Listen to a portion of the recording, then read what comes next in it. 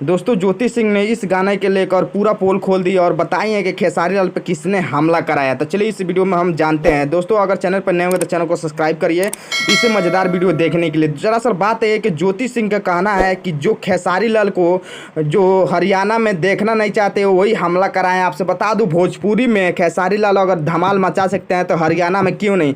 हरियाणा में धमाल मचाने गए तो देख सकते हैं क्या नतीजा हुआ है सामने देखने के लिए। आपसे बता दूं इसमें बहुत ज़्यादा बवाल चला था। जो गाना ये आया था मटक मटक है, जो सपना चौधरी के साथ खेसारी लाल का गाना आया था।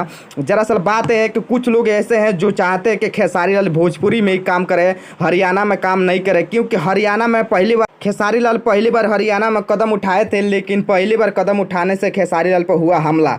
आपसे बता दूं कि हमला होने के बाद कुछ न्यूज़ ये निकल के आ रहा है कि भोजपुरी के कुछ ऐसे दबंग है जो चाहते हैं कि खेसारी लाल को हरियाणा में गाना ना शूट करने के लिए, क्योंकि हरियाणा में जाएंगे तो हरियाणा में भी अपना दबदबा बनाएंगे। यही इन लोग का डर है, तो हमला हुआ।